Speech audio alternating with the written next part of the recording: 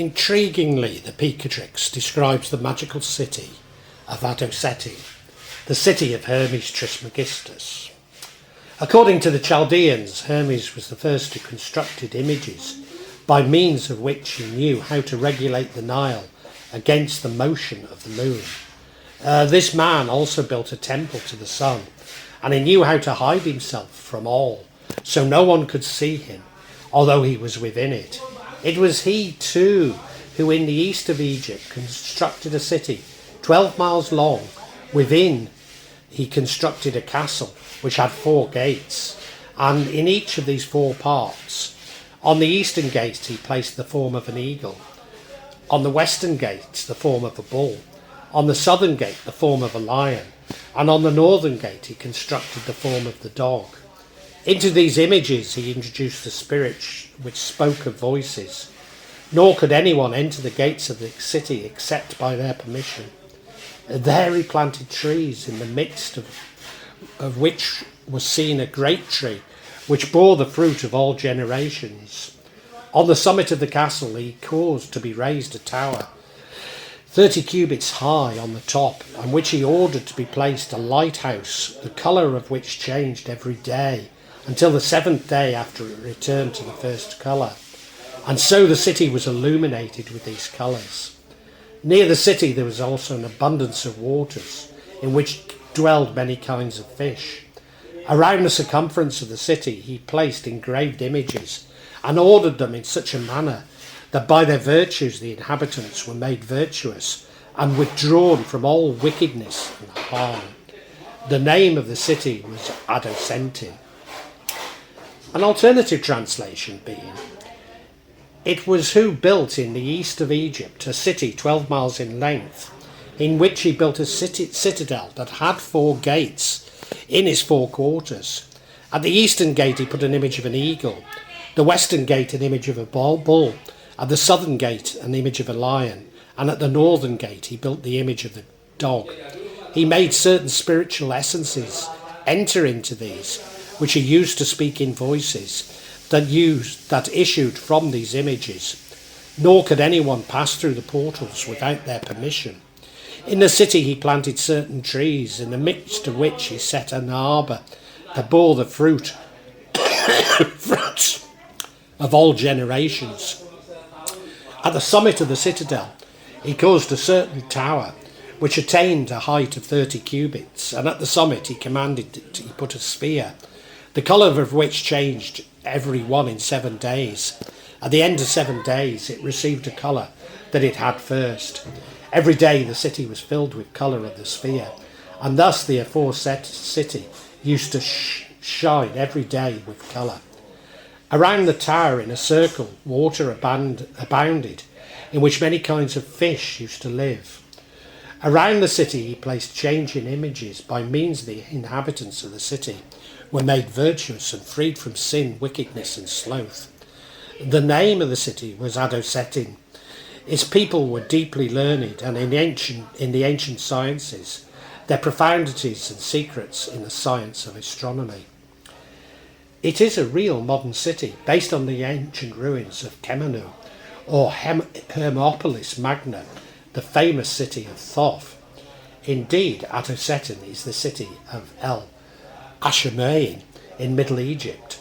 I must have sailed past it, but honestly, I have no recollection of it.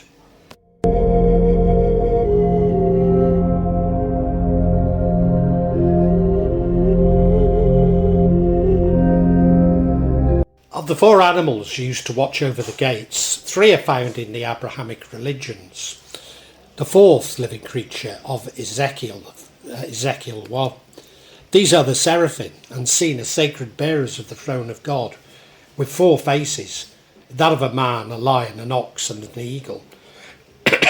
Later Revelations 4:6-8 describe similar creatures, which are associated with the 4 Evangelists, Matthew as man, Mark as lion, Luke as ox, and John as the eagle. Whilst the dog replaces the station of man, but the similarities cannot be denied. But Hermes took on another form as Hermanubis, the cynocephalic cynocephalic deity who was also related to the worship of Hermes and Thoth. And also the dog is a holy animal associated with Thoth, along with the ibis and baboon. The correspondences for these animals would include name or power, Megius Tamegis, power senses, cardinal east, symbol eagle, elemental air, body the right side, and oil almond.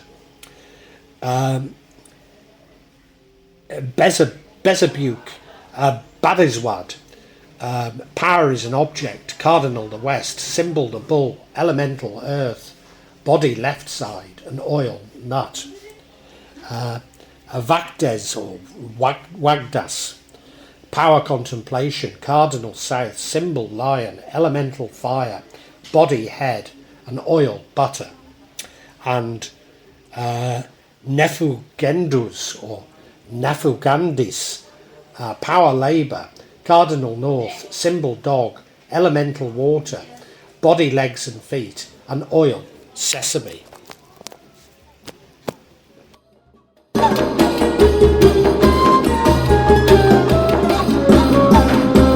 There exists a story of 85 statues that Hermes Trismegistus allegedly built at the mountains of the moon in order to regulate the flow of the Nile, mentioned in yet another translation. They say that the first Hermes, the one that built the palace of statues, which measured the volume of the water of the Nile, is located in the mountains of the moon. He also built a temple to the sun. On this subject, the Copts relate many extraordinary traditions which boggle the mind. He became invisible to men, being in the midst of them. He built al-Ashmunein. The city is said to have been located to the east of Egypt and had a length of 12 miles. It was topped by a fortress in which the priest built a vast palace. There he raised columns and circles. At the foot of the mountain he founded another town called Autaritas, where he placed many wonders. It had 4 gates on each side.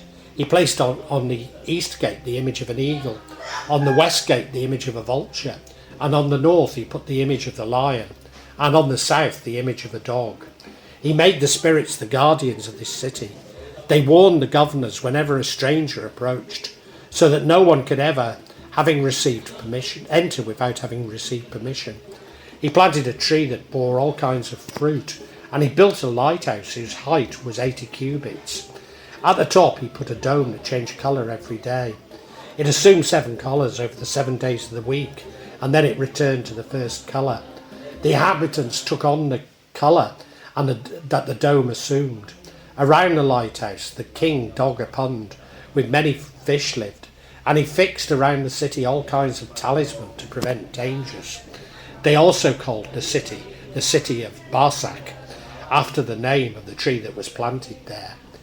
It's hypothesized that these were the Rwenzori Mountains of Uganda and the Democratic Republic of Congo. Furthermore, that Hermes built certain house of images from which he was able to ascertain the magnitude of the Nile from up against the mountains of the moon. But he made this house for the sun. Or is it simply a mistranslation from the motions of the moon, and the location is Adocentyn? Hermes used to hide himself there away from humanity in such a way that no one there was able to see him. Certainly this seems to have been Adocentyn. Amongst Hermeticists, over the years, Adocentyn has developed to become a mystical utopia. All that is really known is based on these conflicting translated snippets I have recounted to you from the Picatrix.